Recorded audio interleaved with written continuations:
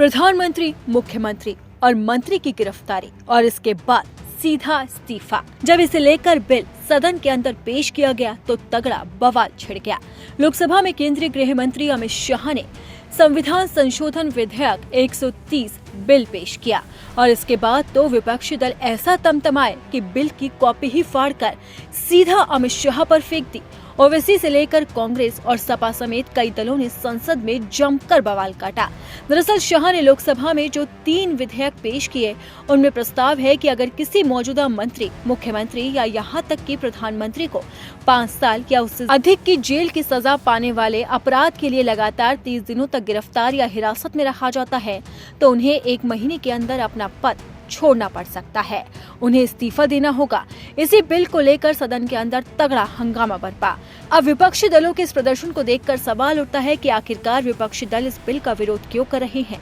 इस पर ज्यादा जानकारी के लिए हमारे साथ जुड़े हैं शेखर जी। इनसे जानते हैं कि विपक्ष की नाराजगी की आखिर वजह क्या है, इस बिल में क्या क्या खास है। देखिए, विपक्ष की नाराजगी इस बात को लेकर है कि अगर ये कानून बन जाता है तो ऐसे में केंद्र सरकार के पास यानी कि बीजेपी सरकार के पास ये एक टूल की तरह काम कर सकता है उन राज्यों के लिए जहां पर बीजेपी की सरकार नहीं है, और इसका इस्तेमाल करके जो मुख्यमंत्री हैं यानी कि नॉन बीजेपी रूल्ड स्टेट है वहां के मुख्यमंत्री और वहां के जो मंत्री हैं उनको रास्ते से हटाया जा सकता है। और इसी कड़ी में जो सबसे तीखा हमला बोला है वो अभिषेक मनु सिंघवी ने बोला है। उन्होंने बाकायदा सोशल मीडिया पर एक पोस्ट किया और पोस्ट करते हुए उन्होंने लिखा है कि ये बहुत ही शानदार तरीका है कि आप किसी राज्य के मुख्यमंत्री को ही गिरफ्तार कर लें।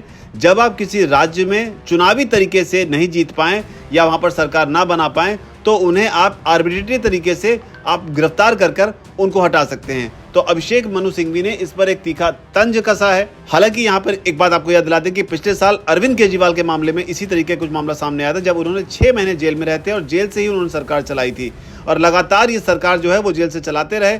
जब वो बेल पर बाहर आए उन्होंने खुद ही इस्तीफा दिया तब वो कुर्सी से हटे थे। हालांकि अगर तब ये कानून लागू होता तो इस स्थिति में अरविंद केजरीवाल जो हैं वो 31वें दिन खुद ही कुर्सी से बेदखल कर दिए जाते, उनका जो मुख्यमंत्री का पद जो है वो चला जाता। हालांकि सरकार जो ये बिल लेकर आ रही है उसमें साफ तौर पर उसने ये कहा है कि ये जो पॉलिटिक्स में क्रिमिनलाइजेशन हो रहा है उसको रोकने का, उसका रिफॉर्म करने का ये एक तरीका है।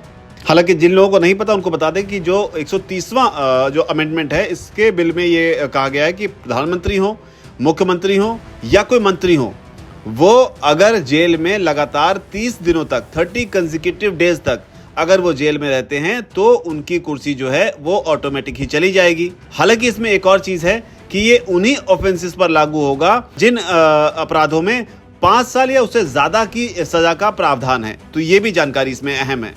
हालांकि मुख्य जानकारी इसमें यह भी है कि ये भी संभावना है कि इन्हें रीअपॉइंट भी किया जाए बाद में अगर वो कस्टडी से रिलीज हो जाते हैं, तो वो चीजें जो हैं आगे जाकर देखनी होंगी। हालांकि ताजा मामले में अभी जो कानून है उसके मुताबिक जो है किसी भी तरह का कोई प्रतिबंध जो है मिनिस्टर्स पर नहीं है, उनके ऑफिस पर अगर वो गिरफ्तार हो जाते हैं तो।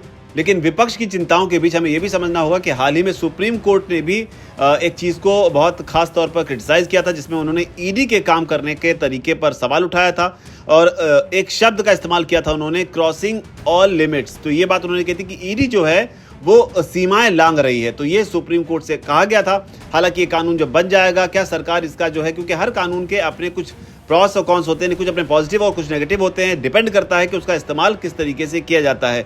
जैसे उदाहरण के तौर पर आप दहेज का ही कानून ले लीजिए। दहेज प्रथा का जो कानून बना था वो महिलाओं को सुरक्षित करने के लिए बना था, लेकिन बाद में उसका इस्तेमाल किस तरीके से किया गया ये भी दुनिया ने देखा। तो अब ये जो कानून बन रहा है या इसको बनने की जो स्थिति बनी हुई है, इसके बनने के बाद इसका इस्तेमाल जो है केंद्र सरकार के जो अलग रूल्ड स्टेट होंगे, यानी कि अभी फिलहाल केंद्र में बीजेपी सरकार है और बीजेपी रूल्ड स्टेट जो नहीं है वहां पर वहां के मुख्यमंत्री और मंत्रियों को टारगेट करने के लिए किया जाएगा, या वाकई करप्शन को रोकने के लिए किया जाएगा, या फिर क्रिमिनलाइजेशन को रोकने के लिए किया जाएगा, ये अभी कहना जो है ये कहना इतना आसान नहीं है। लेकिन सुप्रीम कोर्ट ने जिस तरीके से साफ किया था कि ईडी जो है अपनी सारे लिमिट क्रॉस कर रही है, और ईडी और सीबीआई को लेकर लगातार चाहे केंद्र में किसी की भी सरकार हो, चाहे बीजेपी की सरकार हो या एक जमाने में कांग्रेस की सरकार रही, हमेशा से इस तरह के आरोप जो है वो लगते रहे।